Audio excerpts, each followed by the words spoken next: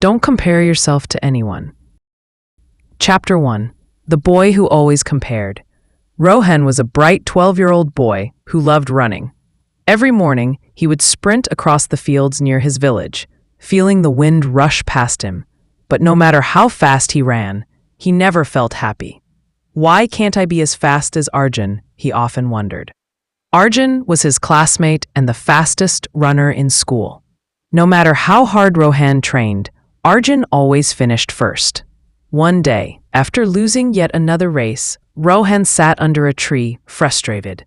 His grandfather, a wise old man, noticed his sadness and sat beside him. "Why are you upset, Beta?" Grandfather asked. "Because I'll never be as good as Arjun," Rohan sighed. Grandfather smiled and said, "A flower does not think of competing with the flower next to it. It just blooms." Rohan frowned. "What does that mean?" Grandfather patted his shoulder. "Come with me tomorrow morning. I want to show you something." Chapter 2. The Lesson of the River. The next day before sunrise, Grandfather took Rohan to a nearby river. The water flowed smoothly, making its way around rocks and through valleys. "Look at the river," Grandfather said. "Does it compare itself to other rivers? Does it worry about being slower or faster?" Rohan shook his head. "No, it simply flows, following its own path. It doesn't waste energy competing. It just keeps moving forward." Rohan thought about this. Maybe he didn't have to be like Arjun. Maybe he just had to be the best version of himself. Chapter 3. The Real Competition. Weeks passed, and Rohan stopped focusing on Arjun. Instead, he focused on improving his own speed. He ran not to beat someone else, but because he loved running. One day, the school announced a big race. All the fastest boys, including Arjun, were participating. Rohan hesitated. What if he lost again? But then he remembered his grandfather's words. "The only person you should try to be better than is the person you were yesterday." So, he joined the race. The whistle blew, and the boys sprinted. Arjun was ahead, as usual. But this time, Rohan didn't look at him. He focused on his own rhythm, his own breath. To everyone's surprise, Rohan came in second, his best performance ever. Arjun smiled and shook his hand. "You've improved so much." Rohan grinned. He hadn't won, but he had achieved something even better. He had beaten his own doubts. Chapter 4. The True Victory. That evening, Grandfather asked, "So, how was the race?" Rohan beamed. "I didn't come first, but I ran my best." Grandfather nodded. "That's the real victory, competing against yourself, not others." From that day on, Rohan stopped comparing himself to anyone. He understood that everyone has their own journey, their own pace. Years later, Rohan became a successful athlete, not because he was better than others, but because he kept improving himself. Moral of the story: life is not about being better than someone else. It's about being better than you were yesterday. Don't compare your Chapter 1 to someone else's Chapter 20. Your race is your own. Run it at your own pace. Chapter 5. The Weight of Comparison. After the race, Rohan felt a new sense of confidence. But old habits are hard to break. One day, during math class, the teacher handed back graded tests. Rohan had scored 85%, his highest ever. He was thrilled, until he saw that Arjun had scored 98%. That familiar sinking feeling returned. Why can't I be as smart as him too? At lunch, his friend Priya noticed his quiet mood. "What's wrong?" she asked. Rohan sighed. "No matter what I do, someone is always better." Priya stirred her food thoughtfully. "My mother once told me, the sky has room for all stars.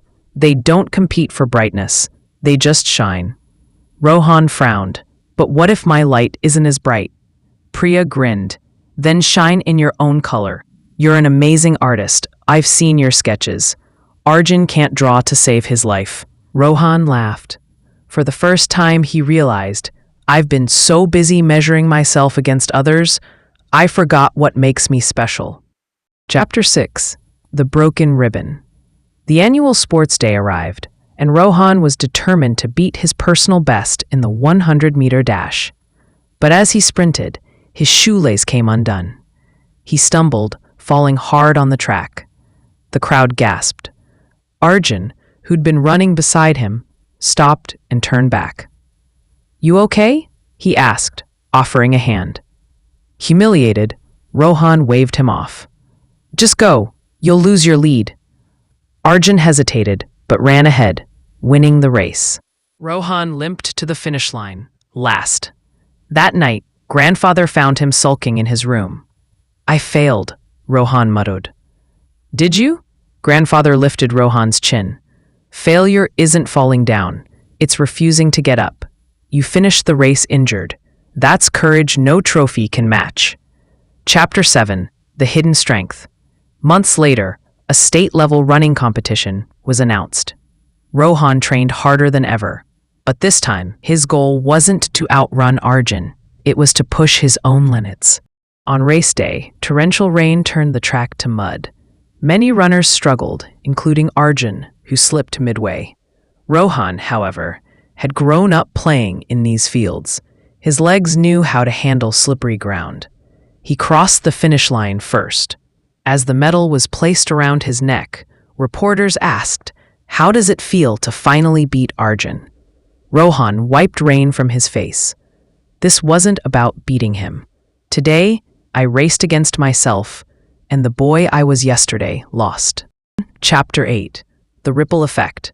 Rohan's words spread through the school. Kids who'd once compared grades, looks, and popularity began focusing on their own growth. Priya started a poetry club instead of envying the debate team. Even Arjun admitted, "I used to train just to stay ahead. Now I run because I love it." One evening, grandfather handed Rohan a worn-out notebook. "My journal from when I was your age. I compared myself too, until I realized envy is like drinking poison and waiting for the other person to get sick." Rohan flipped through pages filled with struggles similar to his own. "You felt this way too?" Grandfather chuckled. "Everyone does. But those who break free, they're the ones who change the world." Chapter 9. The Unseen Finish Line. Years later, Rohan became a coach for underprivileged kids. At his first training session, a small boy asked, "Will I ever be as fast as you?" Rohan knelt beside him. "There will always be someone faster, smarter, or stronger. But the only race that matters is the one against yourself." He pointed at the boy's chest. "Win that, and you've already won." As the boy ran off, Rohan smiled, remembering his grandfather's words. The comparison trap had once held him captive, but now he held the key to free others. Final moral. Your journey is yours alone. A rose doesn't envy the lotus for growing in water, nor does the oak regret it isn't as tall as the sequoia. Growth isn't linear. Stumbles aren't failures. They're lessons in disguise. Kindness is the ultimate victory. Lifting others as you climb makes the view sweeter. Epilogue. On his grandfather's 80th birthday, Rohan gifted him a framed quote. "Don't compare yourself to anyone. You are the author of your story. Make it one only you could write." Grandfather's eyes twinkled. Looks like the student has become the teacher. And under that vast sky, 2 generations stood side by side, each uniquely brilliant, neither casting a shadow on the other.